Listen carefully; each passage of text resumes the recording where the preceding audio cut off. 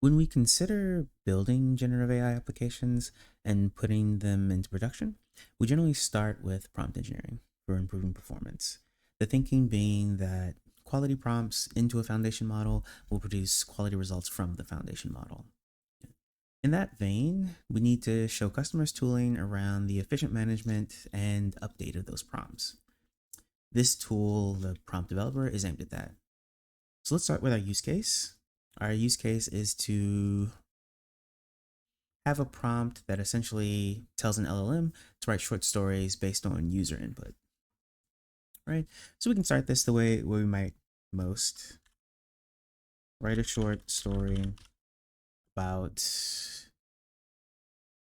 puppies, right? So we'll put in a specific input there and we can test this prompt, right? We have model choices down below. All of these are coming from Amazon Bedrock.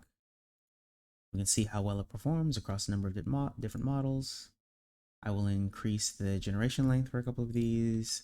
I'll leave the temperature the same, but actually I'll play with it for a couple of those. And we can test those prompts. And in a few seconds, we should get some examples of stories, right? So this is just checking that we can actually get these models to write stories, and then we'll increase the complexity from there.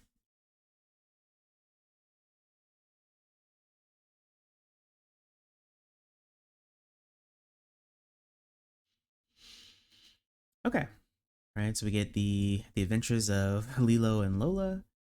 We get a short story about puppies and another short story about puppies. So great. But now our use case isn't to write stories about puppies, it's to write stories based on user input, right? So this puppies should really be a subject, and we need to give it some detail here. And so we'll wrap it in brackets. And now what we'll see below is we have this subject. We can give it a description and give it a test example, right? So returning back to what we said, what the story will be about. And we used puppies before, let's use kittens this time. And so now having this here, we can then retest our prompt.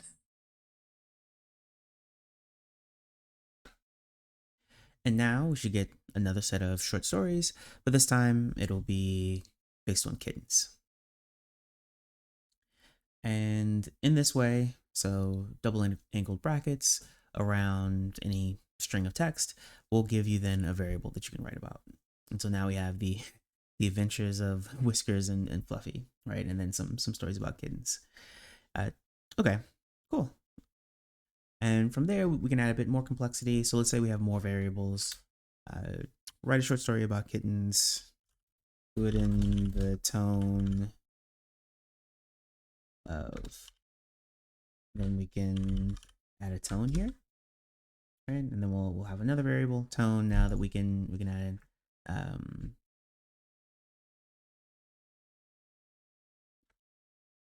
happy person.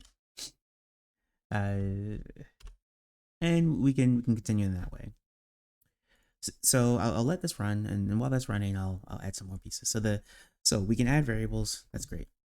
Another aspect is, especially when we consider things that have conversations, is being able to set the persona, right? Is this the user speaking? Is this the system prompt, or is this something that the assistant or the language model is returning? And so we also have that ability. No, so I'll just check that this is reasonable. Oh my stars, that's great. Short story about kittens. Okay, cool. And I guess all of these stories get cut off because they're hit their max tokens. I may increase that in the future, but okay. So let's change something here. And so for persona role, or for roles, we'll use the greater than less than symbols, and there are only 3 supported keywords, just system, which will be for us. Again, I'll take this tone piece and bring it up above. So write the any requested stories in the tone, and I will remove this. And I also have user. Right, and the user is just giving the actual instructions. So write a short story about X, and we'll keep everything the same. I didn't change this, so that's fine, and we can still test, and we should still be okay.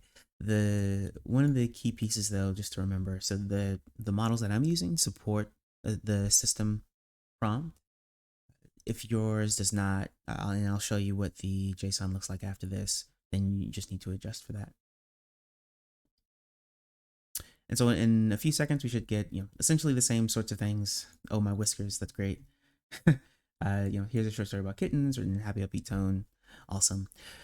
So this, though, I've noticed is a bit of my model's narration, right? If I were just producing a story, I wouldn't want this piece to be written. And so here's where we start to pre-prompt or put words into the model's mouth. And so that piece is also supported. Assistant. And we'll start every story with a title and a space. Maybe I don't need the space. And so now we can test again. And what we should see first is just an output of the title of whatever the title is going to be for that story, and then the rest of the story.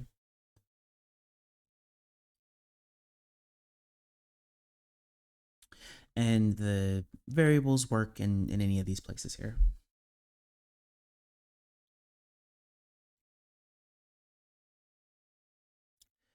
Okay, we have Whiskers and Wonders, the perfect day, and kitten capers. So, I'm loving these kitten stories. But so with this, we then have our story, and now this is something that we could directly pass either back to a user, into another system to be used, etc., without the model's narration. So what else? So all of this piece is doing is just showing you can build prompts, system supported, user supported assistant. We could even continue the conversation if we had a conversation with new user tags and assistant tags. But we don't need to do that here. Really, the key in prompt development when you're working on a prompt library is to have all of the extra pieces, right? So to be able to provide a well-written description, to then be able to choose the modality, right? Is this a text modality? Is this going to be for code generation, etc.? As well as what category is this fitting in? In this case, I think media, right? For these sorts of prompts, and being able to sort and organize those by that. So once you're done, I will give this a name.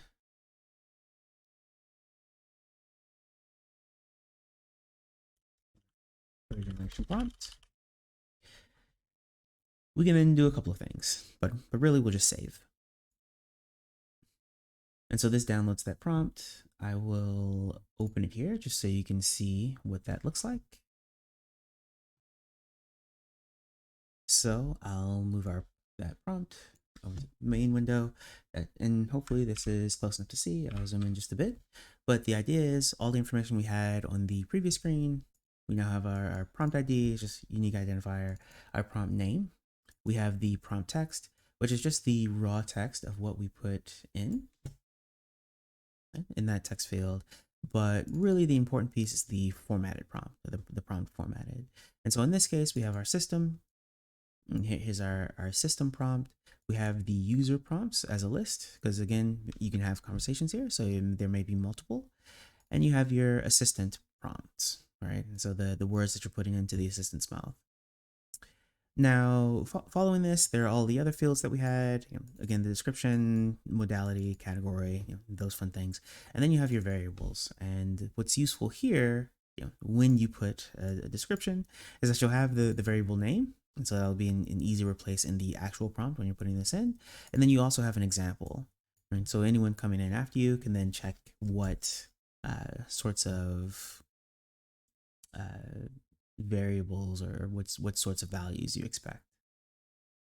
Finally, there's the sort of most recent test results, right? So after you've made a change and then rerun that test, you have all of these pieces. So latency in milliseconds, you have the actual response, and then tokens in, tokens out. So with that, you have a really simple way of drafting these prompts, testing them, and then plugging them into your applications when you're ready. And the goal there is that with this formatted prompt, right, you can then plug this into pretty much any of the LLM APIs that are out there with some slight modifications. So with that, thank you for your time, and goodbye.